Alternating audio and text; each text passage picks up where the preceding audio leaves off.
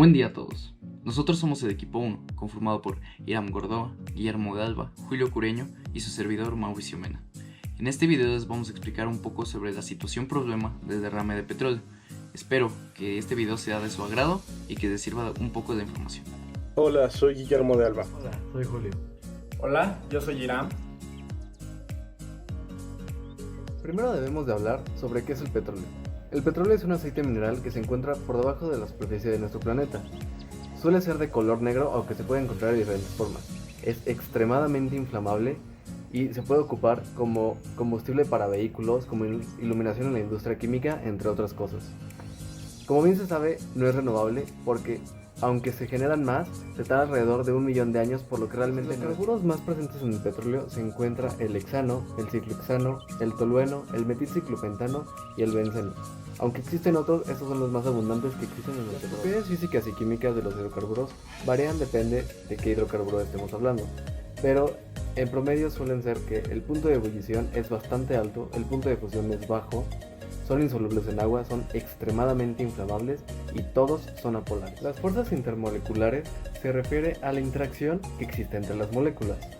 Existen de muchos tipos. Existe la ion-ion, dipolo-dipolo, ion-dipolo inducido, hidrofóbicas, dipolo-dipolo, puentes de hidrógeno, dipolo-dipolo inducido, entre otros. Esto nos puede ayudar a saber si el compuesto va a ser un gas, va a ser un líquido, va a ser un sólido, entre muchas otras cosas. Las estructuras generales de los hidrocarburos y del agua son, por un lado, la de los hidrocarburos formados por enlaces de tipo carbono e hidrógeno, mientras que en el agua los enlaces son entre oxígeno e hidrógeno. Estos últimos forman 4 tipos de enlaces, 2 enlazantes y 2 no enlazantes.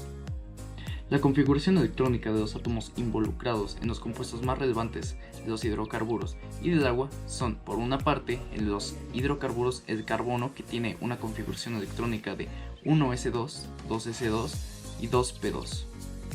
Junto con este se encuentran los hidrógenos, que tienen una configuración electrónica de únicamente un electrón, siendo 1s1. En el agua, por otra parte, se encuentra igualmente el hidrógeno y adicionalmente el oxígeno, que tiene una configuración electrónica de 1s2, 2s2, 2p4. Tipo de enlace en los hidrocarburos y el agua. Primeramente tenemos que considerar que los hidrocarburos están formados por enlaces entre carbonos e hidrógenos. Al verificar en las tablas de electronegatividad, podemos ver que la diferencia entre carbono e hidrógeno da un total de 0.4, por lo cual se clasifica en un covalente no polar, mientras que con el agua el enlace que presentan es entre oxígeno e hidrógeno. Esto, a la diferencia de electronegatividades, daría como resultado 1.2, lo que se clasificaría a este enlace un enlace covalente polar. De los hidrocarburos presentes en el petróleo, principalmente estudiamos el hexano, el ciclohexano, el tolueno, el metilciclopentano, el benceno, el 2,3-dimetilbutano, el isohexano y el 3-metilpentano. Esto nos dio resultados muy comunes. Todos son hidrocarburos que solo tienen presentes moléculas de carbono e hidrógeno. Es decir, no tienen ninguna molécula como oxígeno, nitrógeno o otras de estas que podrían generar polaridades. Entonces, debido a el enlace no polar que se presenta dentro del carbono y el hidrógeno, y que por esto mismo la geometría no importa mucho debido a que todos son enlaces no polares, se concluye que todas las moléculas de hidrocarburos no son polares. De hidrocarburos presentes en el petróleo de mayor abundancia no son polares. Y además de esto, la mayoría de los mismos presentan una geometría tetraédrica. ¿Qué quiere decir? Que tiene 4 dominios de enlace y no presenta dominios de electrones libres. Por lo tanto, se distribuyen de manera equitativa y se vuelve un tetraedro. Esto con las excepciones del tolueno y del benceno. Estos son compuestos cíclicos y además de cíclicos son aromáticos.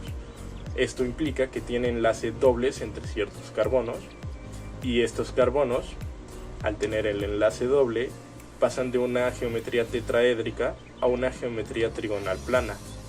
¿Por qué? Porque ahora en vez de tener 4 dominios de enlace, tienen 3 dominios de enlace, debido al enlace doble que cuenta como un dominio, por lo que se distribuyen de manera uniforme y se vuelve una estructura trigonal plana. Buscamos dos opciones para poder separar los hidrocarburos del petróleo del agua.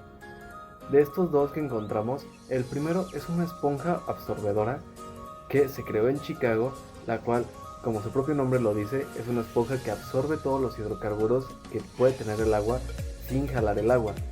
De esta forma se llevaría solo el petróleo y el agua la dejaría en su estado natural.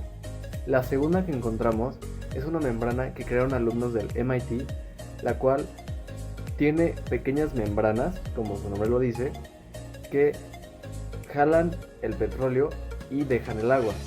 O también se puede de la otra forma, que jalen el agua y dejen el petróleo, dependiendo del uso que se le quiera dar. Para finalizar, hablaremos sobre la última tabla, la cual aborda el tema del impacto ambiental que tienen los hidrocarburos, además de algunos otros datos como lo son su toxicidad, si el problema del derrame de petróleo planteado en el problema se solucionó, además de hablar sobre las características que debe tener el agua potable.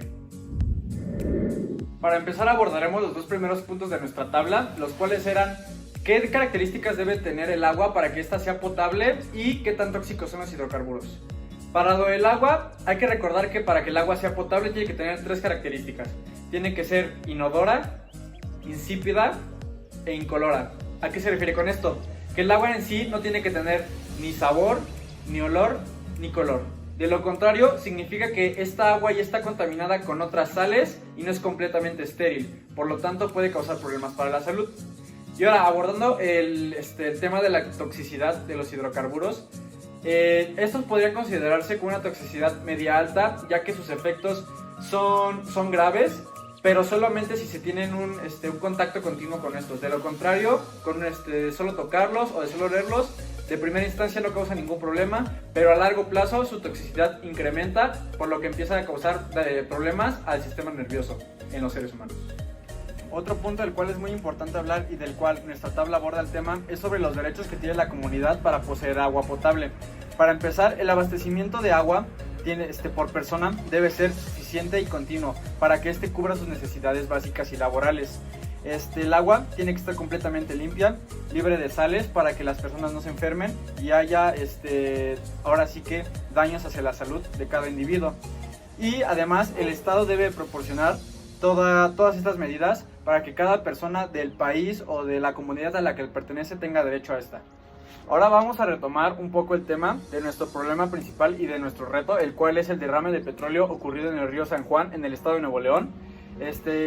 Nosotros vamos a plantear una técnica que se pudo haber usado o que se podría usar en este momento para limpiar los hidrocarburos restantes del río. Nuestra técnica y método de separación de hidrocarburos del agua sería una que se llama esponja de óleo, la cual permite absorber todos los hidrocarburos, por ende el petróleo, completamente del agua sin que ésta se absorba. Por lo tanto es un método 100% práctico y capaz de utilizarse, que a diferencia de otras técnicas sentimos que es la más efectiva.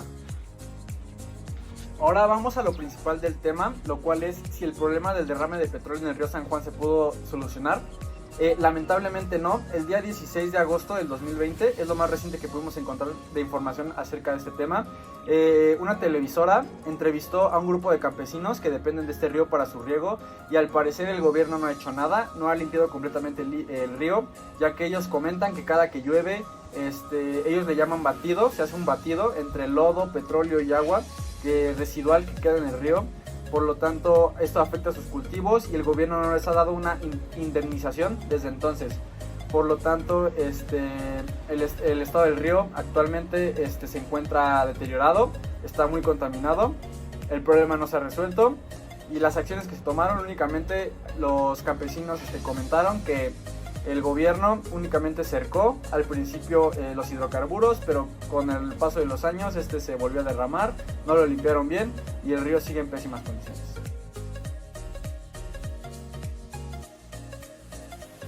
Como reflexión personal, es muy importante decir que tanto el petróleo como el agua, son muy importantes en el día a día del ser humano. Por una parte, el petróleo, al refinarse, nos ayuda a transportarnos de un lugar a otro, fungiendo con muchas otras funciones. Sin embargo, este tiene consecuencias en el ambiente muy impactantes. Por otro lado, el agua nos ayuda a nosotros, ya que nosotros estamos conformados por el 70% de nuestro cuerpo del agua. El mal manejo y malas acciones de precaución en cuanto a manejo y extracción de petróleo pueden tener consecuencias muy graves, pero afortunadamente se ha innovado dentro de la restauración o remediación de estos con diversas tecnologías que pueden ayudar y que se pueden adaptar a diversos ambientes donde puede ocurrir este desastre. Como reflexión personal sobre este proyecto es que me ayudó a darme cuenta sobre cómo los hidrocarburos son de suma importancia en nuestra vida cotidiana, ya sean como para combustibles o por ejemplo el petróleo que lo ocupamos para producir plásticos y demás, sus derivados. Pero lamentablemente son bastante contaminantes. Un claro ejemplo es el río San Juan, que desde el 2014 hasta hoy en día y probablemente durante muchos años más seguirá contaminado, a menos de que encontremos una solución para limpiar estos desastres a gran escala.